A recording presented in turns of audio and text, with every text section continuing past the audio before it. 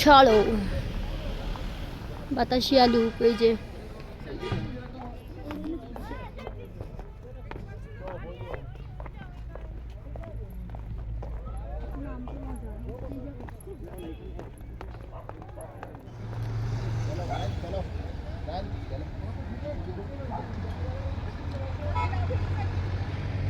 এই মুহূর্তে আমরা বাতাসিয়া লুপ গার্ডেনে রয়েছি। তো এখন এতটা মানে কি বলবো 3টে বাজে, কিন্তু দেখো কীরকম ফগি ওয়েদার।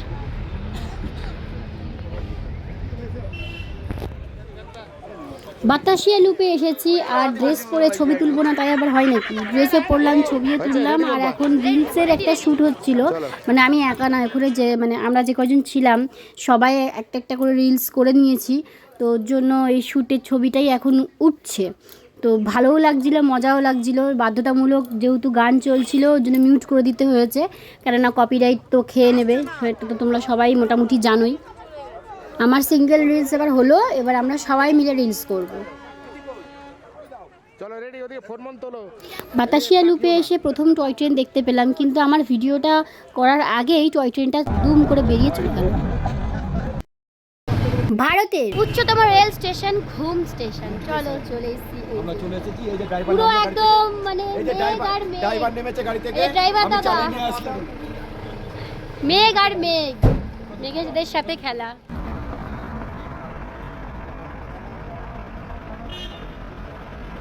এটি ঘুম স্টেশন, যেটি দার্জিলিংয়ে অবস্থিত। ভারতের উচ্চতম রেল স্টেশন ঘুম রেল স্টেশন। পুরো মেঘেদের খেলা। এই রেল স্টেশনটির উচ্চতা ৭৪০৭ ফুট। আর এই রেল স্টেশনটি ওপেন হয়েছিল 4 এপ্রিল 1881 সালে। ঘুম স্টেশনটায় যখন আমরা এলাম, সত্যি কথা বলতে প্রচণ্ড ভালো একটা অনুভূতি হচ্ছিল, যে মেঘগুলো আমরা হাতে ধরতে পাচ্ছি, আমাদের শরীর বেয়ে মেঘ চলে যাচ্ছে। তো প্রথমবার এসছি, আর দ্বিতীয়বার আবার আসার ইচ্ছা আছে, খুব শিগগিরই আসছি আমরা আবার। এদিকে না রিলস হচ্ছে, আর ওদিকে ড্রাইভার দাদা ডেকেই যাচ্ছে। তো আমরা এখনই রেল স্টেশনটা ছেড়ে দেবো, দিয়ে আমরা বিজনবাড়ির উদ্দেশ্যে চলে যাচ্ছি। বিজনবাড়ির উদ্দেশ্যে যেতে গিয়ে রাস্তার আশেপাশে কয়েকটা বেশ দোকান, জামা কাপড় বিক্রি হচ্ছিল। তারপরে তো মানে কিছুটা যাচ্ছি আর দেখতে পাচ্ছি পাহাড়, তারপরে খাদই হিসাব মতো বলবো, কেননা যদি এখান থেকে পড়া যায় শেষ। হ্যাঁ, এটা করে যাওয়া যাবে। হ্যাঁ,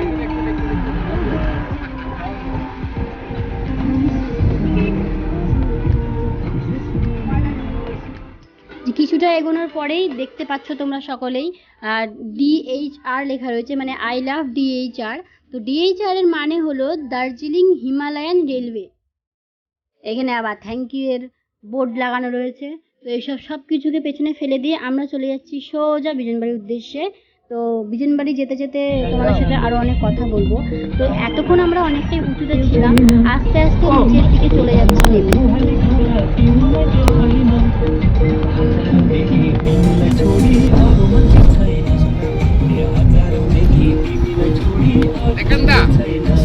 इधर बर्फ जमता है, इधर बर्फ होता है ना वो, ये सब बहुत वाला बर्फ रहता है इधर। पूरा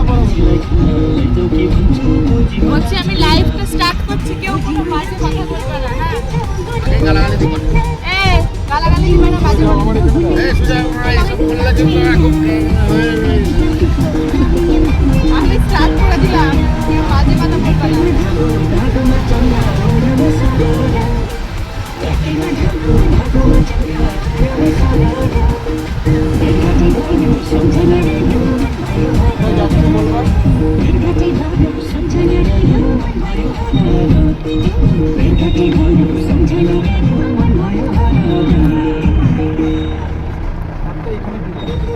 অনেকটা পথ অতিক্রম করে চলে এসেছি চা বাগানের ধারে।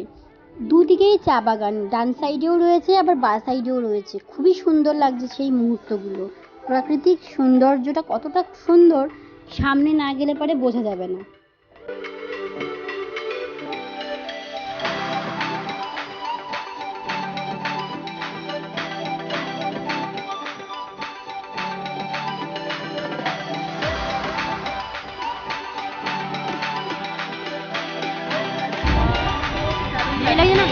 অনেক অনেক ও তোমাদের দেখে একটু লিখেছে সোনালি আমাদের ঘোরা ঘোরা।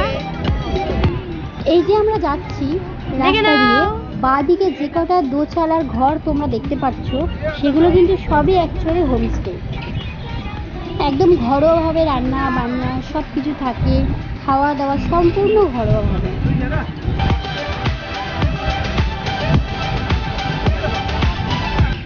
অনেকটা পথ আমরা চলে এসেছি গাড়ি করে, এবার আর বসে থাকতে ভালো লাগছে না, তাই ভাবলাম একটু মাঝপথে নেমে যাই, চা বাগানের দুটো ছবি তুলি, একটু ভিডিও করি, মনটাও ভালো লাগবে।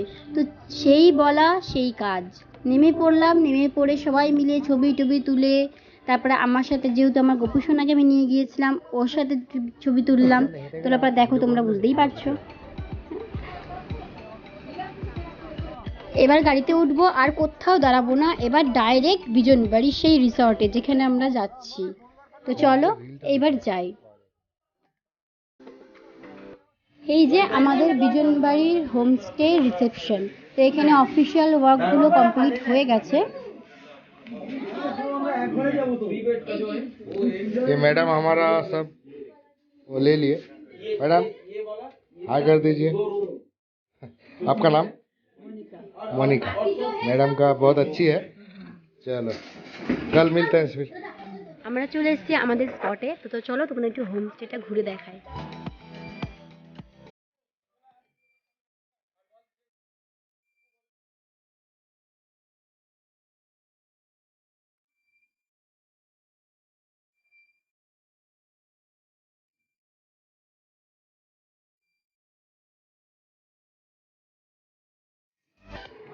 রাতে যখন আমরা হোমস্টেটায় ঢুকলাম, তো সত্যি কথা বলতে আমাদের চোখ একদম ধাঁধিয়ে যাচ্ছিলো যে এত সুন্দর হোমস্টে। তো আমরা যে দুদিন ছিলাম প্রচণ্ড মজা করেছি।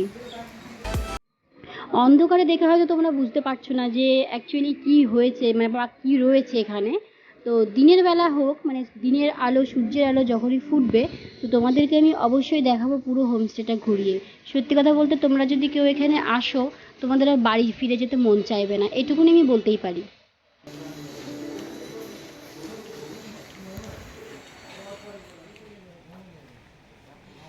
দোলনাটা কি সুন্দর, ওই দেখ ধেরে খোকার দোলনা চড়ছে।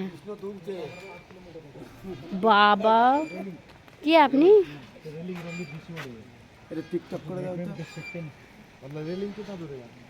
শম্পা, তুই কি কিছু শুনতে পাচ্ছিস? ভাই কাম হিয়ার, তুই কি শুনতে পাচ্ছিস?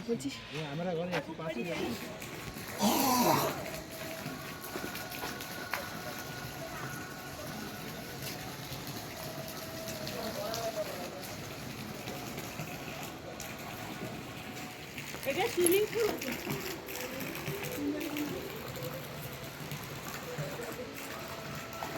সাইডে যে আওয়াজগুলো তোমরা শুনতে পাচ্ছ, এটা নদীর জলের স্রোতের আওয়াজ। তো চলো অনেকক্ষণ বাইরে থাকলাম, এবার ঘরে গিয়ে আমার গোপু সোনাকে খেতে দেবো। কাল সকালে তোমাদের জায়গাটা ঘুরে দেখাবো।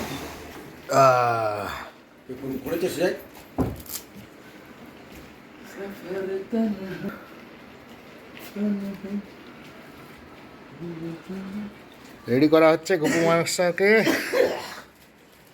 এরাও এসছে ঘুরতে, দেখো কজন এসছে।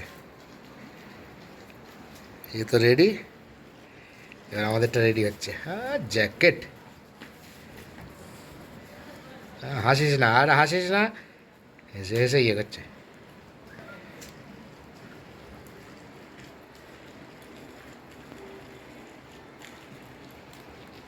কি খেতে দিয়েছে? ক্যাডবেরি।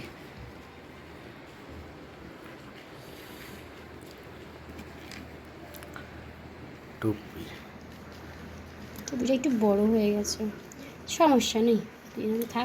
ভেতরে ঢোকো না, আগে বাঁধি, তারপর আমি ই করছি। হ্যালো, বেশি টাইট করবা না, তাহলে হ্যালো,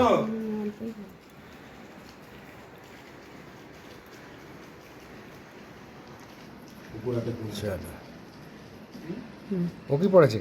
একে পরাবো এখন, এর তো সাইজের জামা নেই, দেখছি। আচ্ছা, এই ঠান্ডা লাগছে। ফুট সাইজের জামাটা দেখছি এখানে আছে কিনা।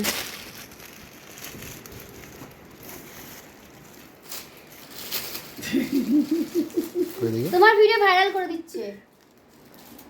এই দেখো, এই দেখো। কি গো?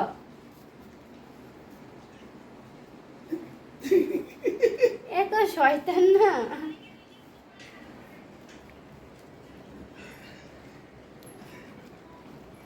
আরে ভিডিও দেখবা? কি? ওইখানে ওই লেকচার জগতে একটা ছেলের ছবি। ও ঠিক।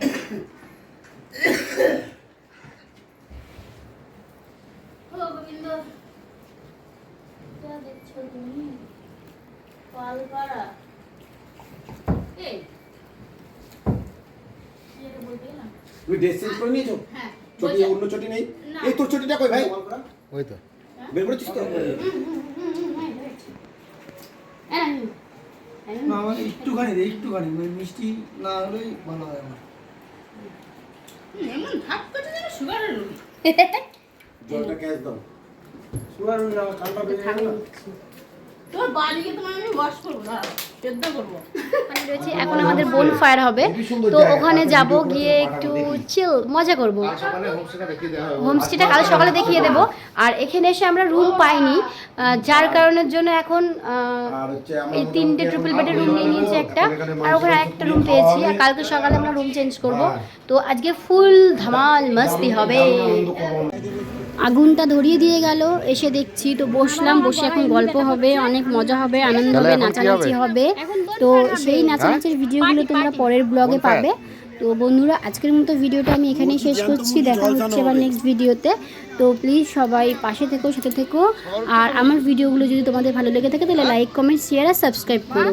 Tata, good night.